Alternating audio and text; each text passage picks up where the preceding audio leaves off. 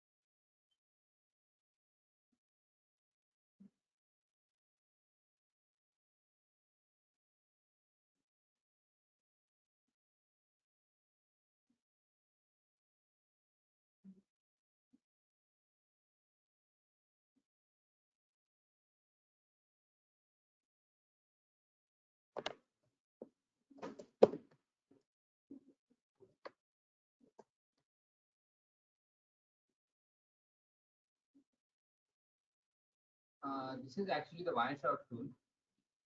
So here you can sniff your data, you can capture all the packets.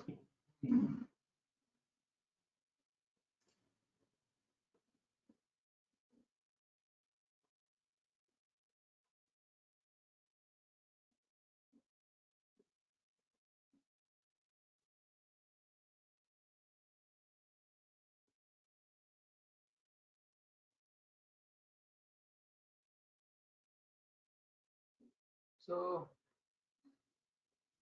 this is already captured packets. So we can see here. So frame we can see. This is the frames. And let's start with the internet.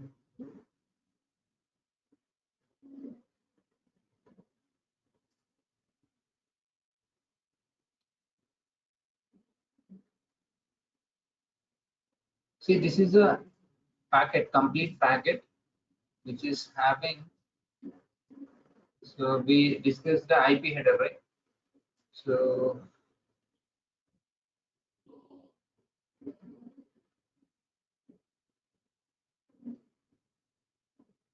see, IP header we have discussed. In the header, what are the components? What are the different fields are there? So IP header, that version, port, and the length. Okay, and the differentiator service field. It's something. This is the field. It's in capital transport. So we can see here the total length and the identification field. What is the identification?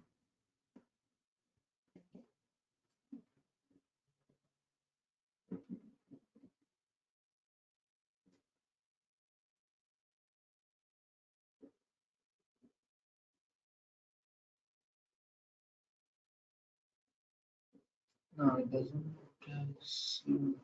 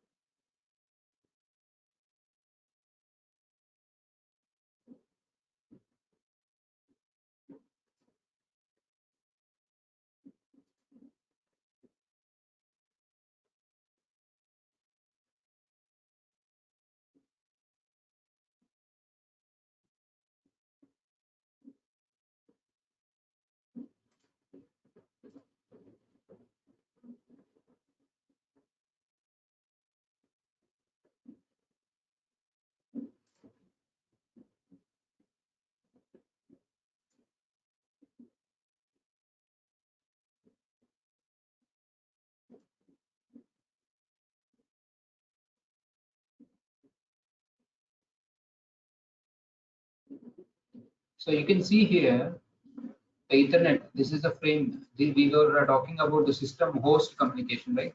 The host communication always the MAC address. So it contains a MAC address. See, this is a MAC address. The destination MAC address is a broadcast. This is a broadcasting. So this host is trying to connect the destination host. This is the source MAC address, and it is trying to communicate with the destination. Then it doesn't know the destination, so it will send the broadcast packet. See, the broadcast is always like this. FFF, all are Fs. So means, what do you mean by the F means? So every host will receive this. Okay, every host, this meaning of FF means every host in the network will receive this packet. Got it? I'll show you tomorrow. There was person. So if I try to communicate,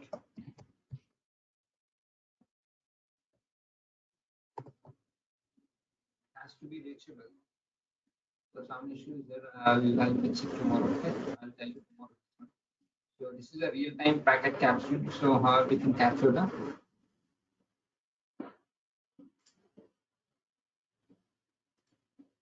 So this is the IP header actually. This is the IP header. Okay, this is the frame. This is the frame, and we can see here the actual packet. Source address is this, and the destination address is this. The source is a 51, and it is trying to communicate 200.252. The same network is trying to communicate. Okay, you can see here the version flags. These are the flags. As I said, no synchronization flag, all the stuff. So here we can see. So fragmentation offset 0, resource 0, everything is with everyone, every flag is set to be, because this is an internal communication. So the internal communication, everything will be set to be 0, because we don't. So this is completely internal communication, and so you don't need to perform any handshake and all. So that's why every flag is set to be 0. We'll discuss tomorrow what exactly this source IP, destination IP, everything is. Okay, we'll capture real-time flags. These are the older ones. It's already captured flags. We'll discuss.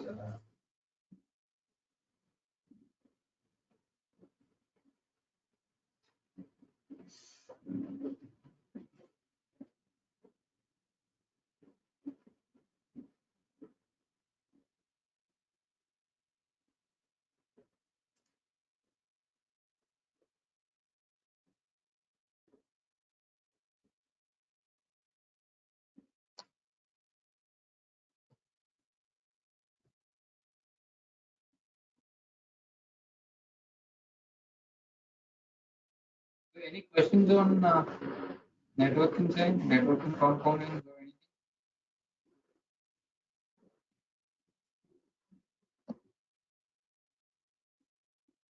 We have not discussed about DMZ and ICMP.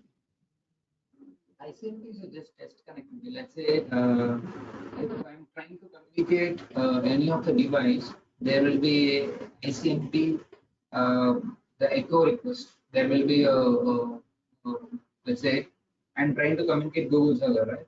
There will be ICMP packet will be generated. This is a very simple protocol. What it do is it sends ICMP packet to the Google server.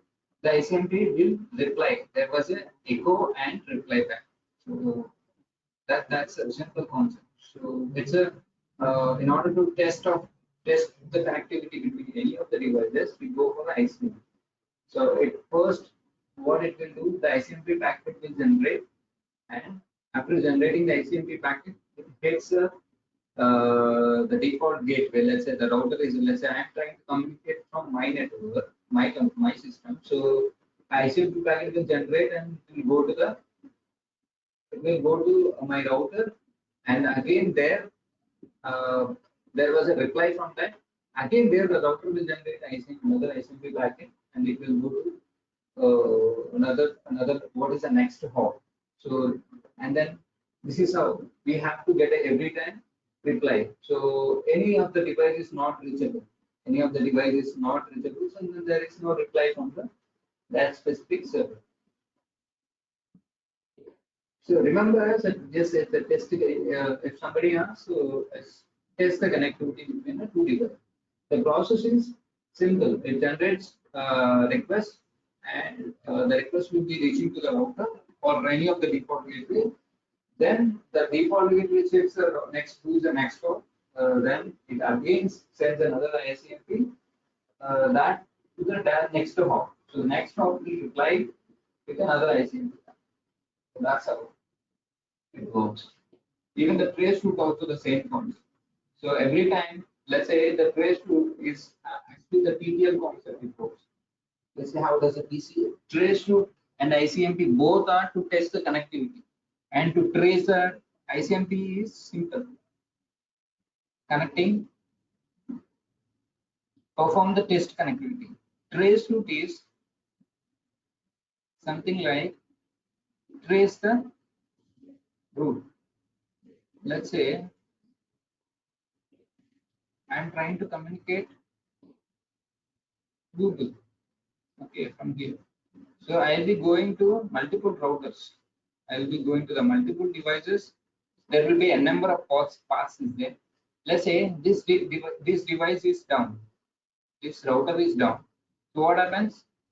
The packet will go here, here, and it will go here, but this device is down.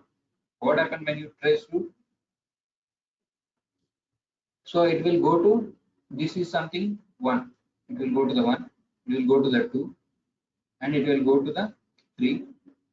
Okay, but from 2 to 3, it is not going. So you get some star marks. Okay, you cannot see anything. That's how.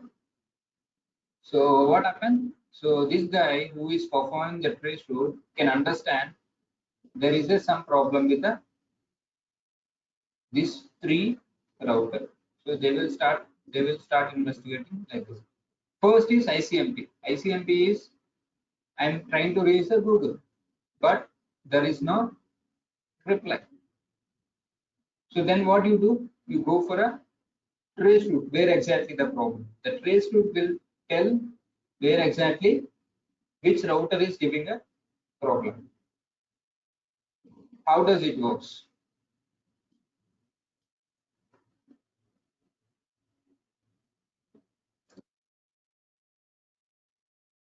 Right here is the first. This is another. This is actual Google server. So you have a multiple routers in between. This is a router. This is a router.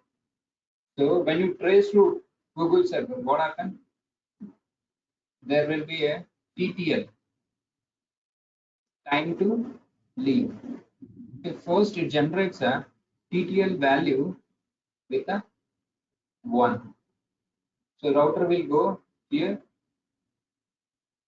It will go to the this router. Then the TTL value become TTL means, so once it hits the next hop router, it will automatically become a 0. Now what happened? Now first packet you send a TTL value with a 1, so it goes to the router. The router will reply to you, okay, saying that so I am alive. So then your device, your router will send the TTL value 2 now. So it will TTL value team 2 means it will go to this device. This device is already active. So it will go to the another router. Now what is the TTL? This is when it goes to TTL value with the 2, it goes to this router. What is the TTL value become 1. Now it is going to this one. TTL become time to leave become 0. So automatically this device will reply. So whenever the TTL becomes 0, this will give a reply. Okay, I am also alive to reach the Google server. Now another host is what this device will do. Now whenever every time it is getting a reply, it is giving a IP address of this device. This device. Got it?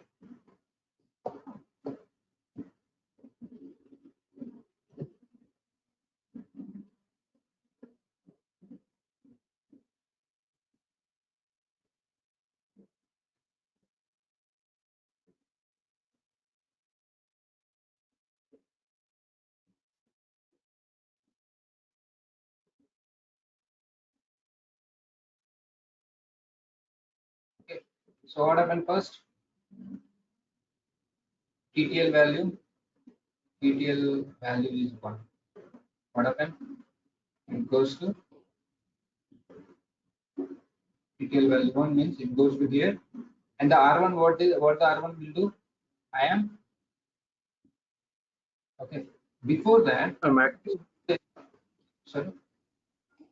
If it is okay means it will be active, right? Yeah, If it is okay. 1 means, if it is 1 means it is active. It is 0 means it is not in active stage. No, not like that. So TTL If you value start, is, let's say this is a router.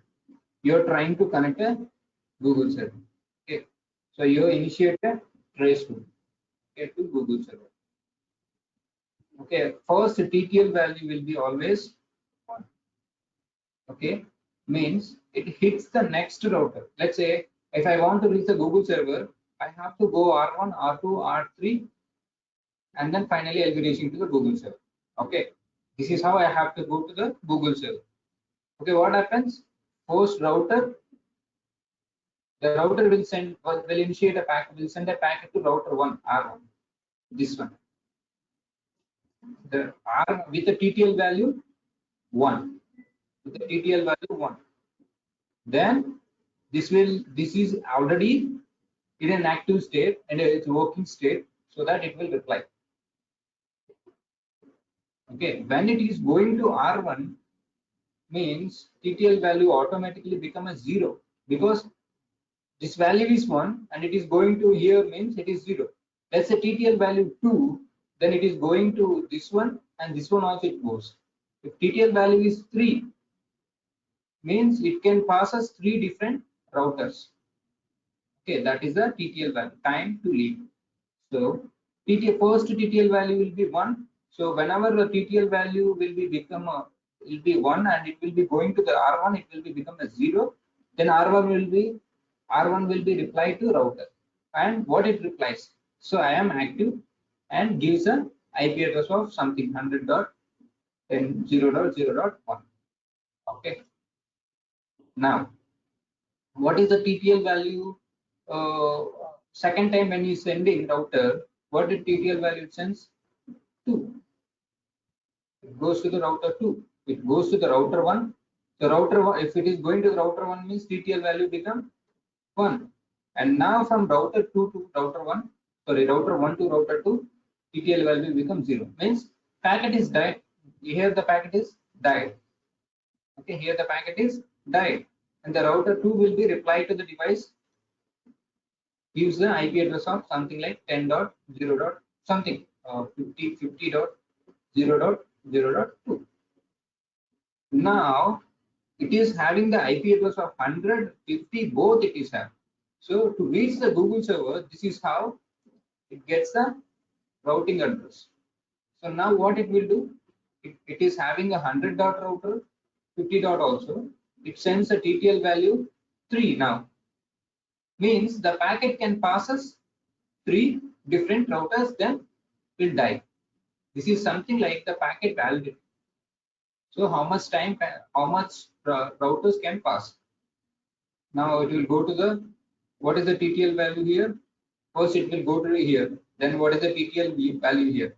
What is the value here? When TTL value is 3, when it crosses the R1, what is the TTL value?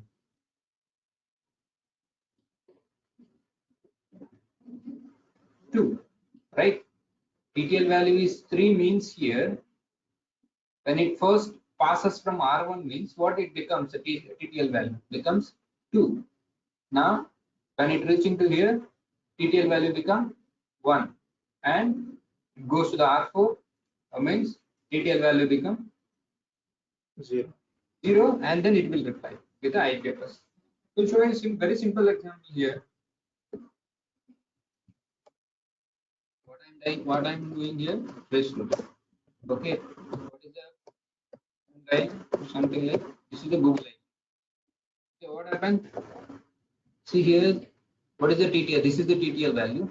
So what happens here? So this is the 1, 2, 3, 4, 5. So when the TTL value first it is going to the first router, the TTL this is the TTL number. Okay, this is the first router will reply to me. Then it is going to the second router. This is second router IP address. This is the third, fourth, fifth, like that, and it will give a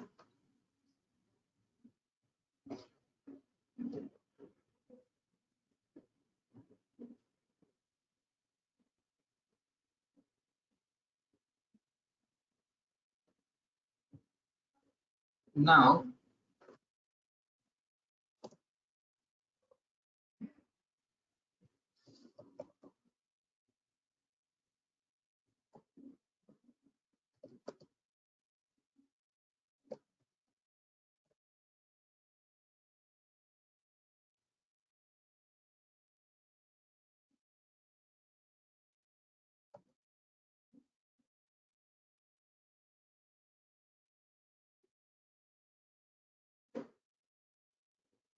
Can you able to see here? Source R1. What is the TTL value? So when you are sending, TTL value will be a 1 and it will be reaching to the R1. What is the TTL value? 0. ICMP exceeded packet will be reaching to the source with the IP address. With the IP address it gives. Next. Now you are sending a TTL value with a 2. It is going to the router 1. Okay. Then what is the TTL value become? 1. Now it is going to the R2 and the TTL value will become 0. And it gives a ICMP time exceeded message. Means the TTL value becomes 0 and the router sends a ICMP time exceeded message to the source route, source machine, that is you. And then with that also, what is the ICMP time exceeded message contains? It contains the source, the router address. The time exceed message that header contains this device address. Like this. Now TTL value become 3. It will hit the R1. After hitting the R1, it becomes a 2. And after hitting the R2, the ICMP, then the TTL become a 1. Okay. And finally, it is reaching to the destination. That's a packet dropped due to port number error. So the packet has been dropped because of some unreasonable, some unknown reasons. Okay. This is how it works. If there is no destination, let's say I'm typing some random thing, some destination, some URL I'm typing, that URL or website or that IP website is not there. So it will go until TTL value become 32. So 32 is the maximum number. So once the 32, the TTL value will become a 32 until the destination is not there. So then the packet will be automatically dropped. So anyway, wherever you can see this is how will be getting. This is in the Wireshark. You can see here ping request reply. Okay, TTL value will become 22, 22, 23, like that it will be increasing.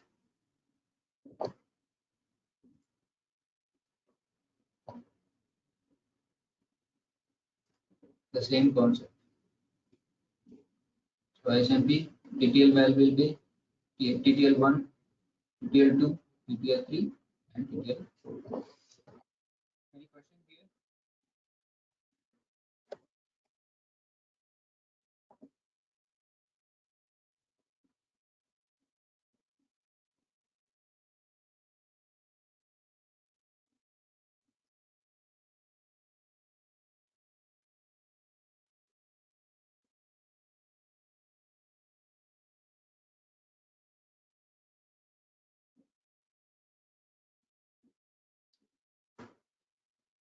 Fine. So if it is inactive means what will be the TTL value will becoming? So the device is, let's say, tell me. Yeah, if R2 is inactive means then what will be the TTL value will be coming? The TTL value will be automatic. If the destination is not responding, you will get a message. type, let's say command prompt.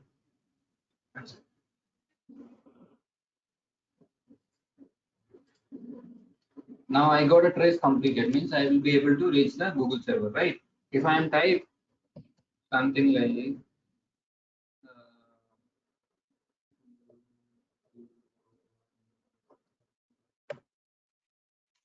if this is a randomly ping, I don't know what is this. So I'm getting a request timeout. Means there is no device. There is no specific device to reach this website. Okay. Or let's say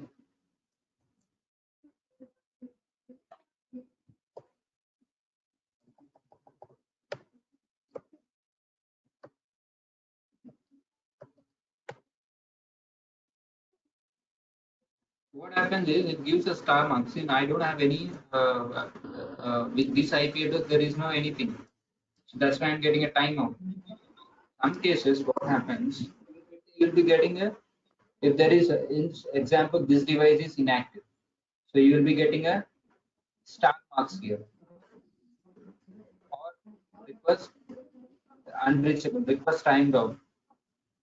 Means there is no device is there, means you'll be the TTL value will be automatically TTL value will be it is the TTL is trying to continuously sending it up to 32. 32 is the maximum number. The TTL value become a 32, so then it will drop the packet. So let's say I'm trying to communicate a google.com. So it continuously search for the host, search for the next device. So the TTL value continuously trying to search for the device until it become a 32. Maximum number is 32. If there is no any device, okay, you can't.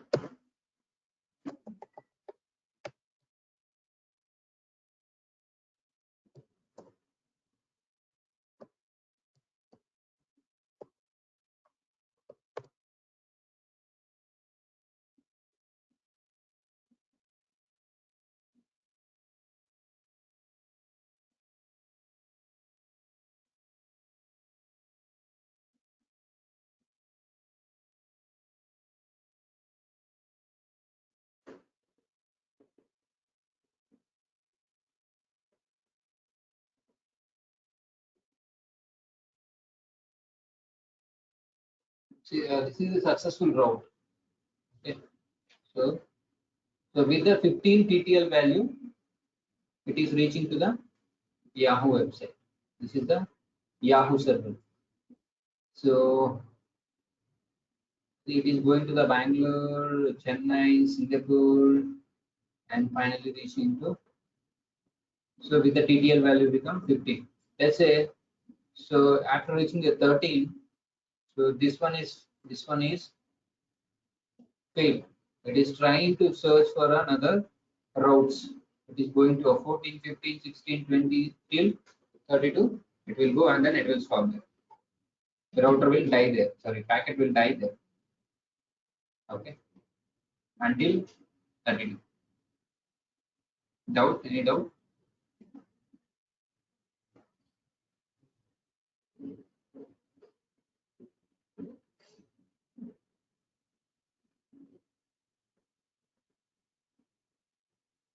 No questions? Can I move to other concept?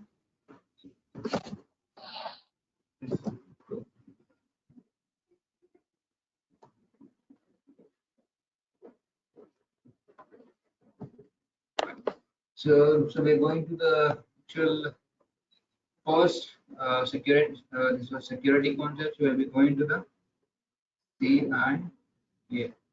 Why? So it's not an American CIA. So it's a CIA triad. So we have we all know that Americans crime investigation. It's all doing by CIA. I'm not remember about the full name of this, but for the information security people, CIA triad means confidentiality, integrity, and availability. So as an information security professional or a cyber security guy, so make sure you have to your goal is to achieve the confidentiality of your customer, integrity and availability. So what is the CIA? What is the confidentiality? What is the confidentiality?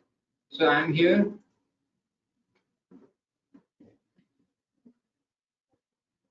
I'm sending some data from here to here. Okay, I am XYZ. I'm sending a data to ABC company. So what happened if somebody is some my data? I'm sending some sensitive information, company information, company's users information. Somebody has saw my data. What happens?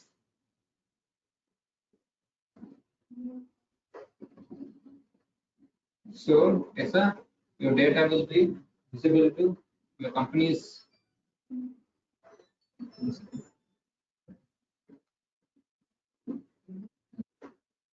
Yeah, yeah, yeah.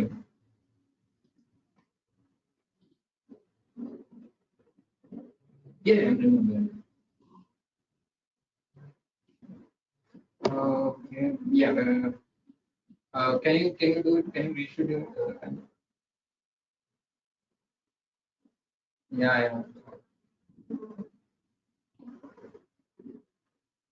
Hmm.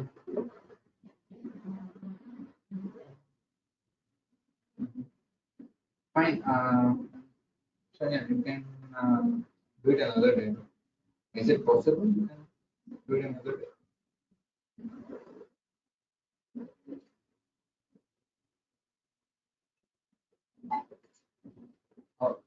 Fine.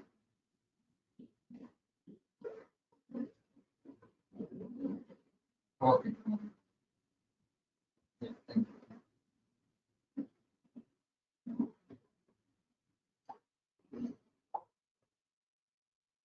So in order to achieve this, so nobody can see your data means you should make sure your data should be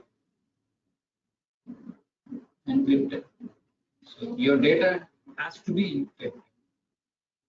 Okay. Even let's say if I wanted to go to my organization, so let's say my company, so I am only the person, so I am having all access, so door access. In order to enter into my company, so I should have the biometric, and I have to give the pin to open the door, so that everybody can't come into the. So only authorized person can come into my company. So confidentiality means so only the authorized people can see your data. So unauthorized people as outsiders cannot view your company's profile, company's data. So there is a risk involved in the viewing of your company's unauthorized people viewing or seeing that could be the risk. So even unauthorized, unwanted, outside people cannot entering into your company. It's some threat to some threat or some risk to your company. So confidentiality in the sense, make sure in terms of security, in terms of data, make sure the only authorized people can view or read your data. So another person cannot read the data. So that's why you go for a best or mechanism is confidentiality. Sorry, encryption. So encryption is the one method. So where you can convert your normal data to unreadable format, so that at the receiving end, so you can decrypt and you can view the data. So confidentiality we can achieve through confidentiality of data you can achieve through encryption. Confidentiality of your company, I mean, in terms of physical access. So how by giving a proper access to the people, biometric, all the stuff, so that only authorized people can enter into your company. Okay, the next one is integrity. So integrity means I am sending a data to you, and so let's say some PDF documents I am sending to you. So between a one guy, okay, he can modify the complete data. So modification of data. Modification of data means, so you're sending some data out, the other guy is receiving another data, means there is a loss of integrity. So you're losing your, the attacker, what the attacker will do. So let's say if you and your company guy is communicating and you're transferring some data. So what this guy between he will do, he will capture all your data and he will modify the data. Okay, so he will completely modify or corrupt the data. So that is the, then that is called as a loss of integrity. You will be losing your integrity of your data. So to achieve this, so in order to stop losing of integrity, okay, so what you're going to do, you will be doing a hashing mechanism. So how do you do, what is the meaning, what is the meaning of hashing? Hashing, I am sending a data from you, okay, in a PDF format. So that PDF you will be converting into a hash format. Okay, hash is a unique value. So hash is a unique value. When somebody changes, please take full stop or comma also in a PDF. In a PDF. So the complete hash value become changes. The complete hash value will changes. That's the reason every file have the unique hash values. Okay. So if somebody changes your data, means your hash values, your system, your data value has been changed.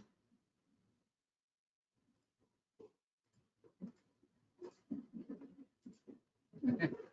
Let's say I'm sending in data from here to here. So that is some PDF file I'm sending to the internet. So what happens? Somebody can modify it. Somebody can. There is a chance of that somebody can modify your PDF file. So that's why what I'm doing is I'm doing hashing. Hashing in the sense is we are converting into a some number. It generates a one unique number. Let's say there is a 0, 1, 2, 3 is a hashing number it generates. Once a receiver will receive this PDF, the receiver will see the same hash value is received or not. 0, 1, 2, 3 is received or not. If it is not received 0, 1, 2, 3, instead of that it receives 1, 2, 4 means some modification has been done. Okay, then the destination will not accept because there is some modification has been done in between. In between internet, somebody has modified my data. So it receives, that's the reason it receives the hash value 124. The file also receives. At the same time, the file have a unique hash value. Okay, so it generates this hash value will become a 124, 0124 means somebody change your data. So you can detect with the help of this number. Any questions?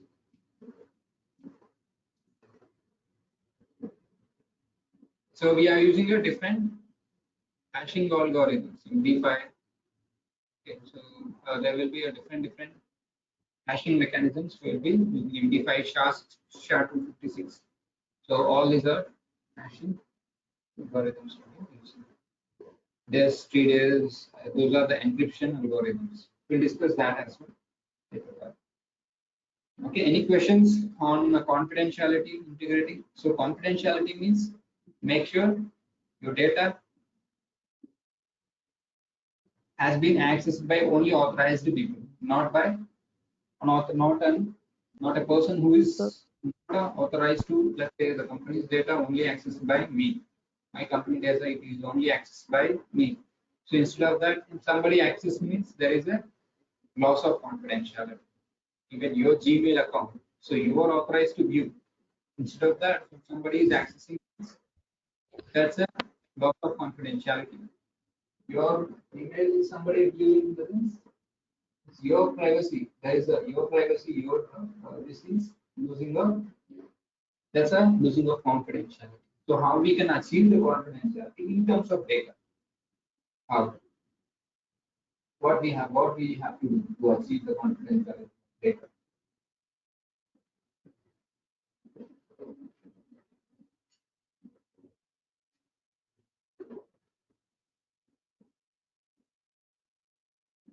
What we have to through do? the encryption of data. Yes. So encryption. So what are the? So we have a different algorithms. Devs, three devs. So these are the encryption algorithms we will be using. We'll discuss that as well later. And what is the integrity? Integrity in the sense nobody can tamper or modification of your data that you can achieve with the help of hashing. Okay. So hashing every file. So every file they will be converted into a hash value. So hash value is a unique even if you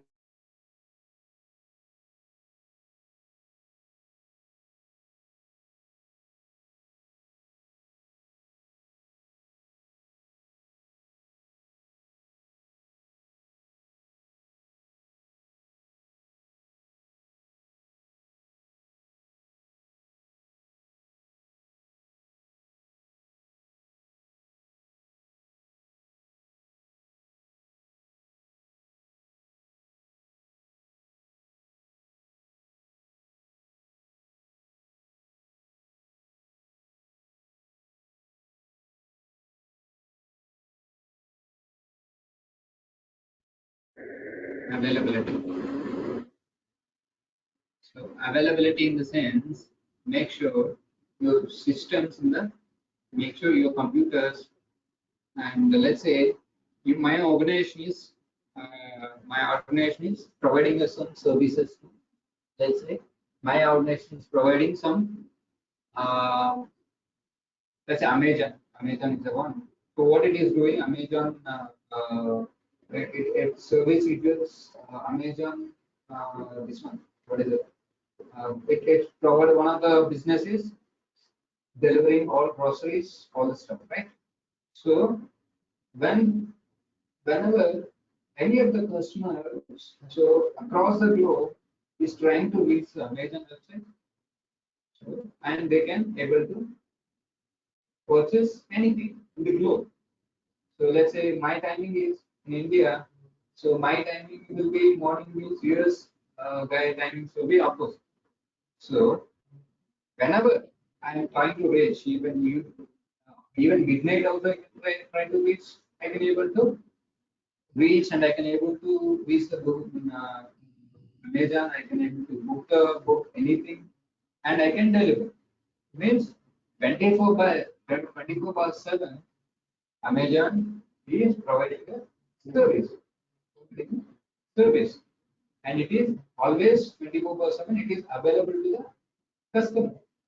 So the same day when you are working in a company, make sure your server should be available 24 by 7.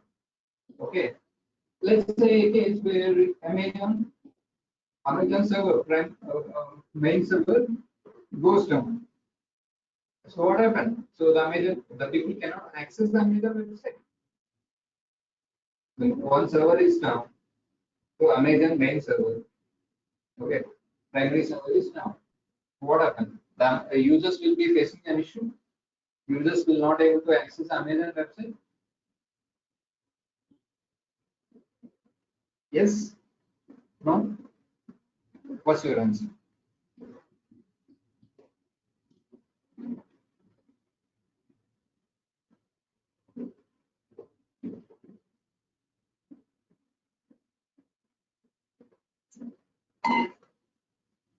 So what do you think? So Amazon primary server is down.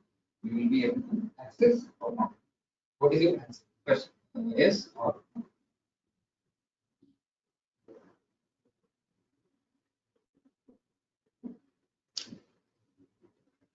my answer is yes. Because Why? Because Yes, we can access. huh? Yeah, because it is 24/7 availability, right? So we can access. But server is down. Server is down. Service down. The server is down. Server is down due to power failure. There is a power failure in the Amazon data center.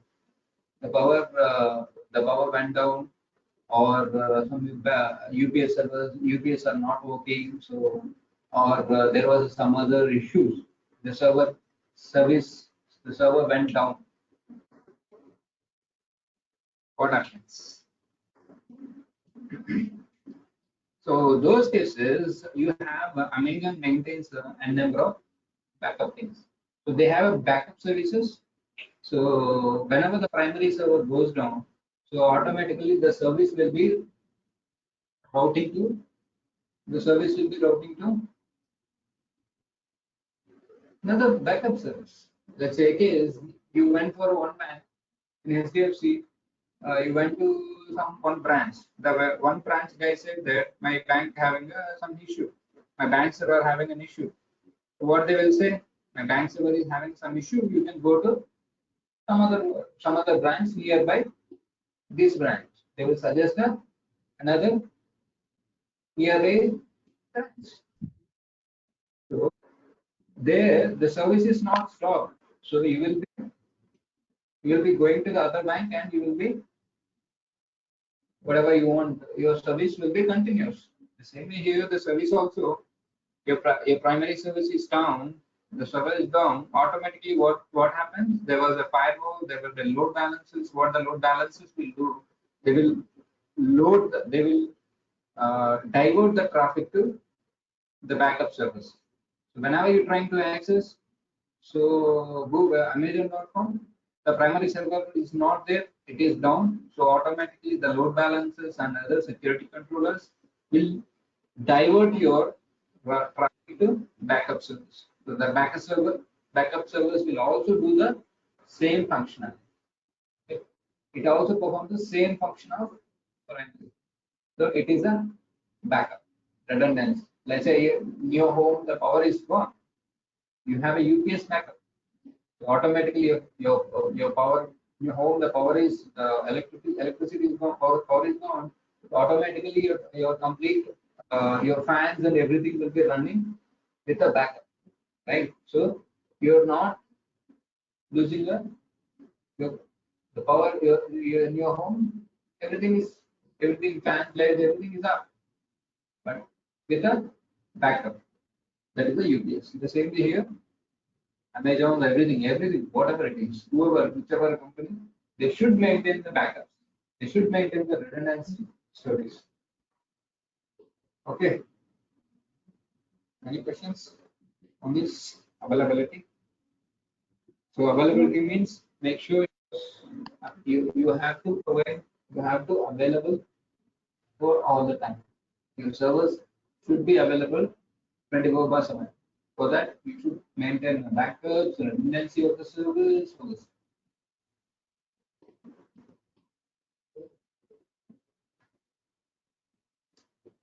That's a CI, yeah, confidentiality, integrity, available. Got it? Yeah. Yeah. Okay. So, who are threats for CIA? Triad. Who can disturb your CIA? Who are threats? Hackers, Okay. Hmm? hackers through malware, Good. Yeah. So, malware is a major threat for CIA. It's a major threat. Okay. So, so they will be the major villains. They are kind of villains for your company's confidentiality, integrity, and other. They can even available confidentiality how they can So they can capture, they can steal your complete information, and then they can place your data into the internet. That means, so your complete data is, the company's data is there in the internet, means there is a loss of confidentiality. The company information, let's say, in the beginning stage, in the beginning classes I told, so identity theft, like your photos, your videos, your personal things, everything went into YouTube or Google or what else is in the internet. So it will be available to everybody in the world. So that's called as a personal identification theft in terms of individual. So there is an individual personal identification theft. You see that if you look at in a company wise, so that is called as a, that's a company wise. The company's whole data is, let's say, bank, the hospital information, complete hospital information is going outside, means just imagine the patient's information, all stuff, and their devices. So anybody can take and they can do anything. So that's a, so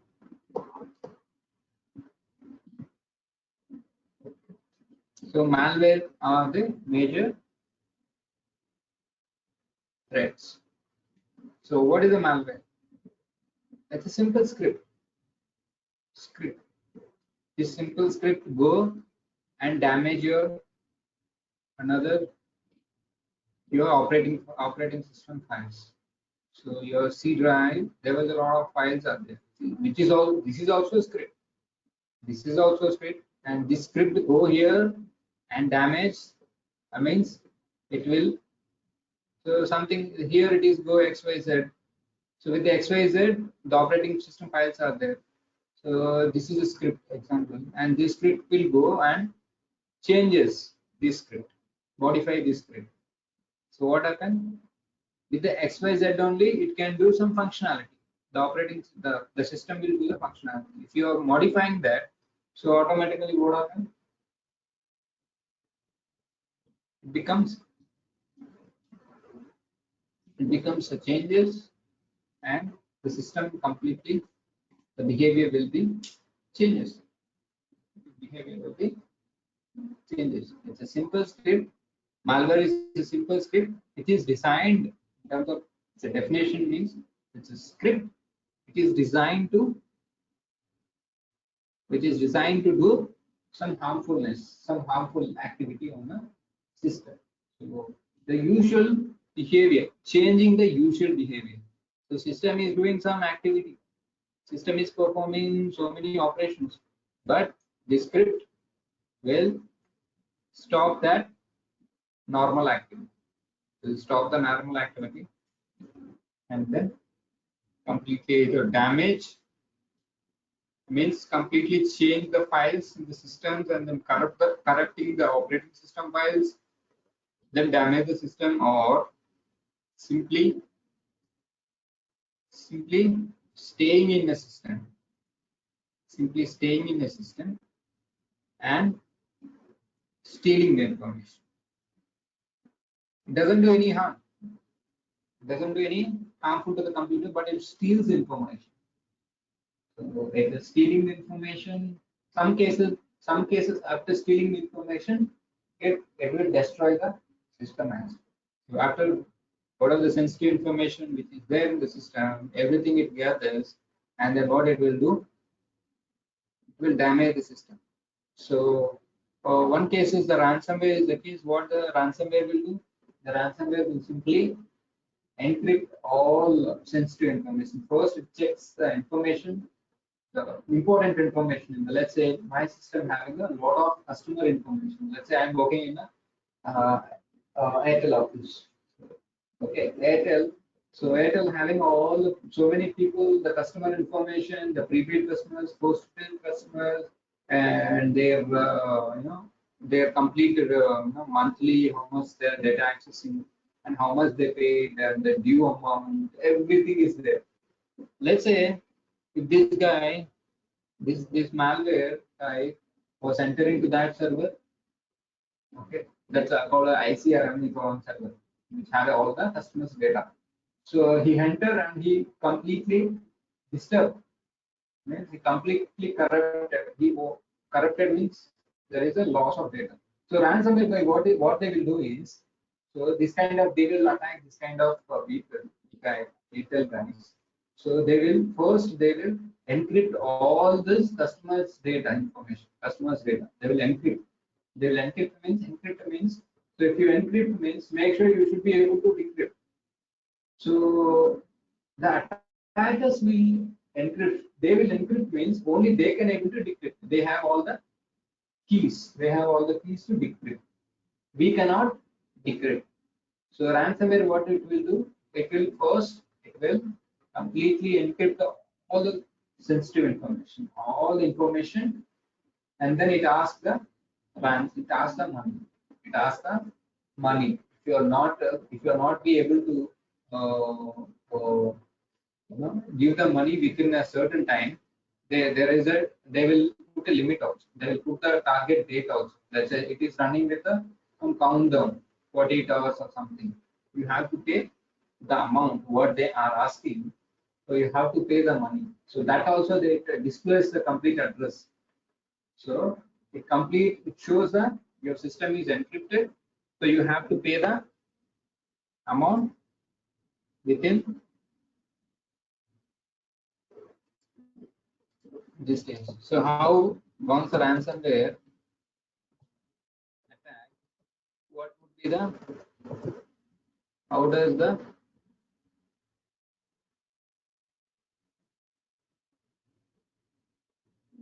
see, it displays this message. Once your system has been encrypted, the ransomware, so oops, your files have been encrypted. What happened to my computer? Your important files are encrypted. Many of your documents, photos, videos, everything. Okay, can I recover my files? Yes, you can recover, but you have to pay the money. Okay, so in terms of, so bitcoins you have to pay. How do I pay? So they will give the Bitcoin address. So this is the anonymous. Don't know who is this guy also. So how does what is the transactions? Everything, it is an anonymous transactions. Okay, this is the anonymous transactions. See here. So payment will be based on this one. So time left. Okay, this is the time you have to pay the. I mean, if you're not able to pay the amount within this time, so what happened? Within this time, so this data, the time is running. If you're not able to pay within this time, so you will be losing your data completely. So that's how the ransomware. Like that, we have a different mechanisms, different malwares are there. Okay, we'll discuss tomorrow the ransomware types of, sorry, not ransomware, types of malwares, different types of malwares we have. So all these things we will discuss later classes. We have a virus, worm, trojan, keyloggers, script kiddings, and keyloggers, remote trojan horse, a lot of things, a lot of spywares. We have a different malwares. We'll discuss different malwares in a later.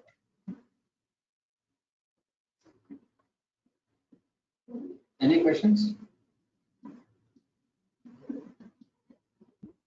Now.